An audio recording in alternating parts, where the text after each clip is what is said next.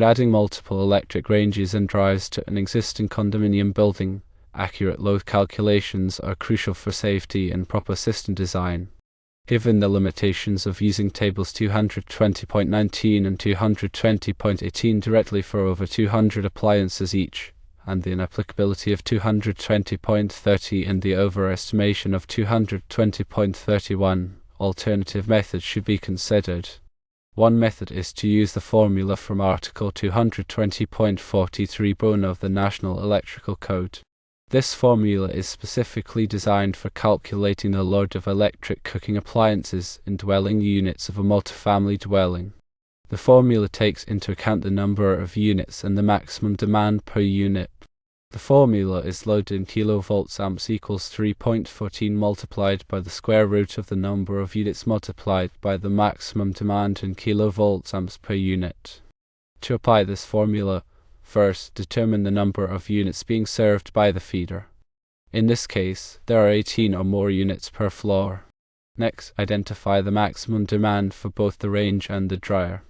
Based on table 220.43 bone, use 13.5 kV amps per unit for the range and 5.5 kV amps per unit for the dryer.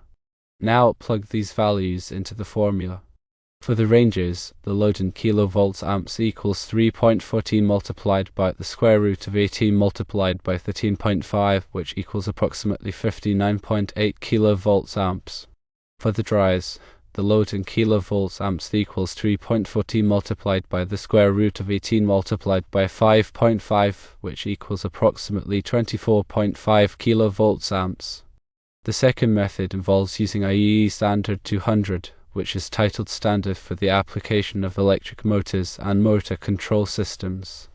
While primarily intended for motor loads, this standard can provide a method for estimating the load of multiple appliances. To use this standard, assign a volt amps value to each appliance. For the range, assume 10,000 volt amps based on table 10.1.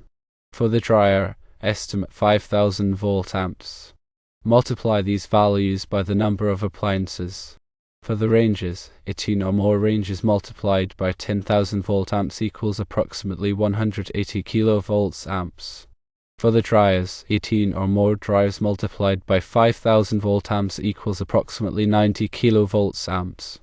When comparing the two methods, the formula from Article 220.43 burn is generally recommended because it is more specific to residential buildings and typically results in a smaller, more realistic load estimate compared to IEEE Standard 200. IEEE Standard 200 is more conservative. Once the total load has been calculated, the feeder can be sized accordingly.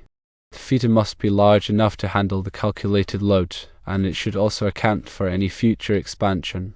Since the new panel will serve multiple units, a larger feeder size may be required. To ensure proper feeder sizing and compliant with local codes, it is advisable to consult with a qualified electrician. They can assess the specific electrical system and provide tailored recommendations. When calculating electrical loads for multiple appliances, accurate estimations are essential for safe and reliable operation. The National Electrical Code, or NEC, provides guidelines and formulas for determining the demand load of various types of equipment, including electric ranges and dryers. Accurately determining the demand load is crucial for sizing conductors, overcurrent protection devices, and other electrical components to ensure that the electrical system can safely and effectively handle the expected load. In cases where the NEC tables do not directly cover the specific scenario, alternative methods can be used to estimate the load. The NEC permits the use of engineering judgment and calculations based on sound engineering principles to determine the demand load.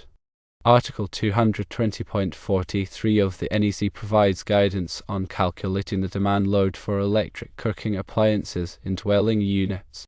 This section includes tables and formulas that take into account the number of appliances and their individual ratings.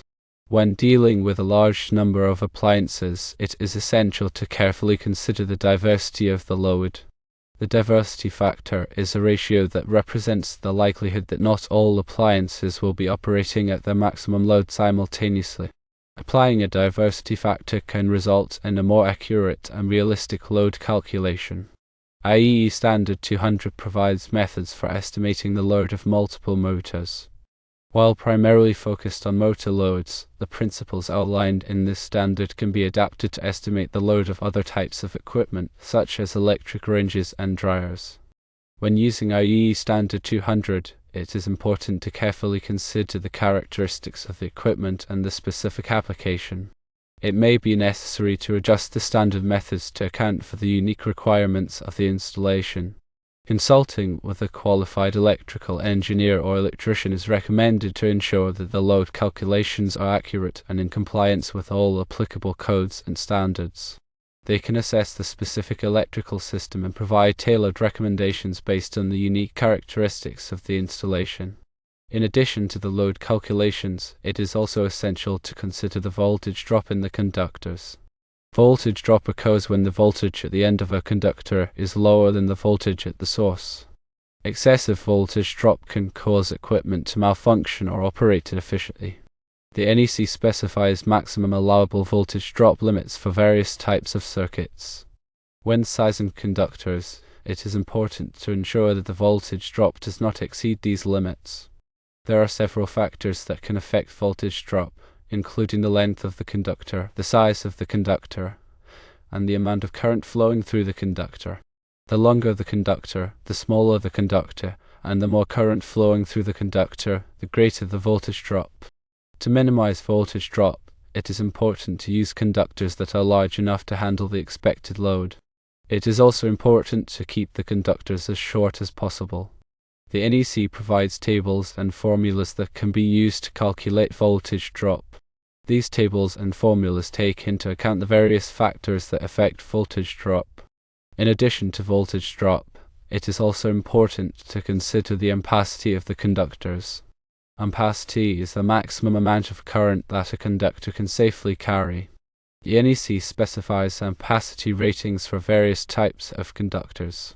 When sizing conductors, it is important to ensure that the ampacity of the conductor is sufficient to handle the expected load. The ampacity of a conductor is affected by several factors, including the type of conductor, the size of the conductor, and the ambient temperature. Different types of conductors have different ampacity ratings. Larger conductors have higher ampacity ratings.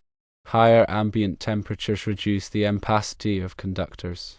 The NEC provides tables that can be used to determine the ampacity of conductors based on these factors.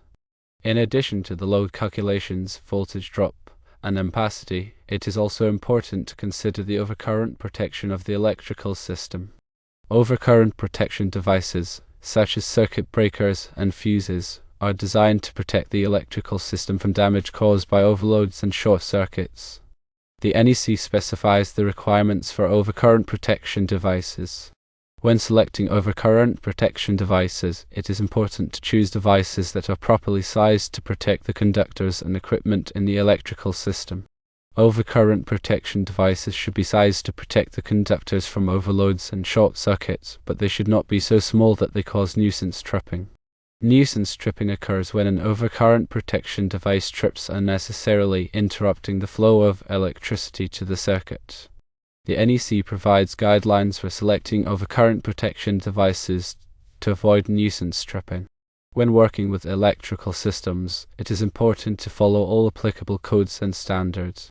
The NEC is the most widely adopted electrical code in the United States. However, local codes may also apply. It is important to be familiar with all applicable codes and standards before working on any electrical system. Working with electrical systems can be dangerous. It is important to take all necessary precautions to protect yourself from electrical shock and other hazards. Always disconnect the power before working on any electrical system. Use insulated tools and equipment. Wear appropriate personal protective equipment, such as safety glasses and gloves. If you are not qualified to work on electrical systems, hire a qualified electrician. A qualified electrician has the knowledge, skills, and experience to safely and effectively install, repair, and maintain electrical systems.